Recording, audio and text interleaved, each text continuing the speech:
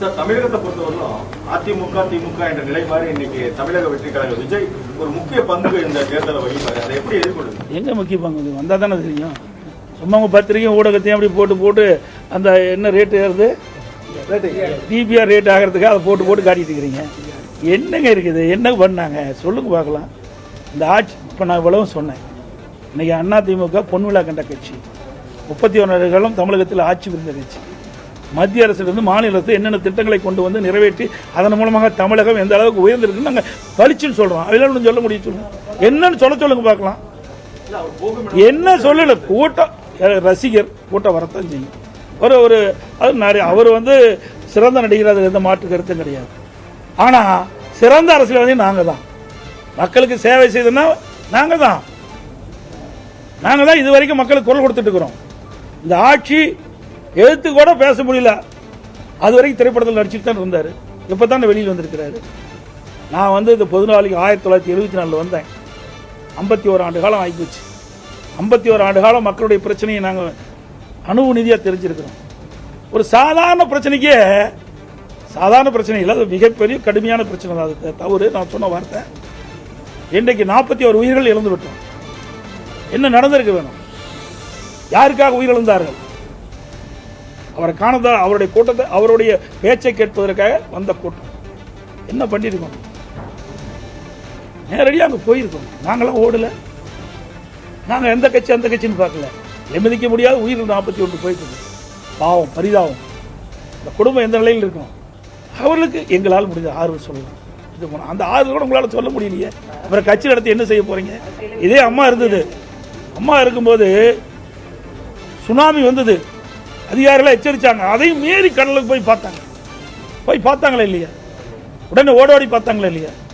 புயல் வந்தது, என்னுடைய அமைச்சர்கள்லாம் 3 மாதம் அங்கேயே தங்கி, கஜா புயல்ல 3 மாத காலம் அந்த இடத்திலே தங்கி நிவாரண பணிகளை மேற்கொண்டு அந்த புயல் அடிச்சூடு இல்லாமல் நாங்கள் பார்த்துக்கிட்டோம். இதெல்லாம் எங்களுடைய உழைப்பு.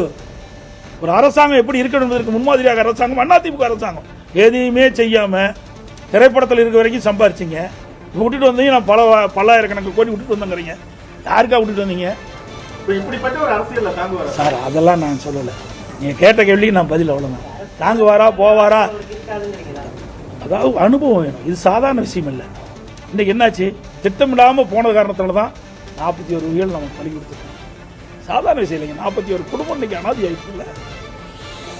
ஆமா. இன்னைக்கு சார், அதாவது விளையும் பயிர் முளையிலே தெரியுமாங்க. நாம மக்களை இன்னைக்கு ஒரு ரசிகர் பட்டாலும் ஏறலாம இருப்பதற்காக எதை வேணாலும் பேசிட முடியாது. இது 8 கோடி மக்களுடைய வாழ்வாதார பிரச்சனை. ஒரு அரசாங்கம் வந்தா எப்படி செயல்படும் என்பதை பார்க்கணும். கொரோனா காலம் இருந்ததுங்க. கொரோனா காலம் இருந்தால் இவ்வளோ வீட்டு விட்டு வெளியே வருவாரா? நான் 32 மாவட்டத்துக்கு நேரடியாக போனேன். என்னை கூட மருத்துவர்கள் சொன்னாங்க, நான் அடிக்கடி சொன்னேன்.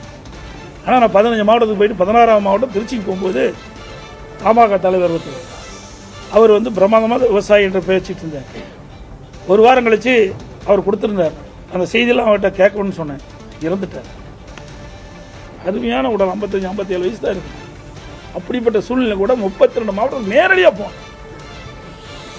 மக்களை போய் சந்திச்சோம். அந்த காலகட்டத்தில் ஒரு இக்கட்டான காலகட்டம். மக்களை காக்க வேணும், மக்களுடைய பிரச்சனை தீர்க்க வேணும். அதையெல்லாம் நேரடியாக சேர்ந்து நீங்கள் எல்லா ஊடகம் பார்த்தீங்க, எல்லா இடத்துலையும் போனோம். அப்படி ஒரு சூழல் வருகின்ற போது இவரெல்லாம் எப்படி சமாளிக்க முடியும்? இவ்வளவு பணம் வாய்ந்த ஒரு கட்சியை அவர் எங்களுக்கும் திமுக சார் 1008 பேசலாம், அது வேற. அவருடைய இது சுதந்திர நாடு, யார் வேணா கட்சி ஆரம்பிக்கலாம், யார் வேணாலும் ஒருத்தர் வருவதற்காக பேசலாம். அதையெல்லாம் பொருட்படுத்த வேணுமா? உங்களுக்கு பத்திரிகையாளர் ஊடகமும் தெரியும். ஏதாவது பேசி கீசி விறுவிறுப்பா செய்தி பரவ வேணும். அதுக்காக என்கிட்ட கேட்க முடியாத கேள்வியாக கேட்குறேன். எந்த கேள்வி கேட்டாலும் நான் பதில் சொல்ல தயார். அதில் எந்த மாற்று கருத்தும் கிடையாது. எதற்காக சொல்லுவேன்? யாரையும் நான் குறைச்சி மதிப்பிடல. இது அரசாங்கங்க. அரசாங்கத்தில் அனுபவம் தேவை. அனுபவம் செய்யவே முடியாது, பெரிய கஷ்டங்க. இன்றைக்கு அதிமுக ஆட்சியில் பொன்மனச்சம்பள புரட்சித்தலைவர் எம்ஜிஆர் இருந்தார், அம்மா இருந்தா, அம்மா மறைவுக்கு நாங்கள் இருந்தோம். எந்த அளவுக்கு வளர்ந்துருக்குதுன்னு பாருங்க. மற்ற மாநிலத்தை ஒப்பிட்டு பாருங்க. இன்றைக்கு இவ்வளவு தூரம் வளர்ச்சி அடைவதற்கு காரணம் அனைத்து இந்திய அண்ணா திராவிட முன்னேற்ற கழகம் ஆட்சி இருந்த காலத்தில். அதுதான் நாங்கள் தைரியமாக சொல்றோம்.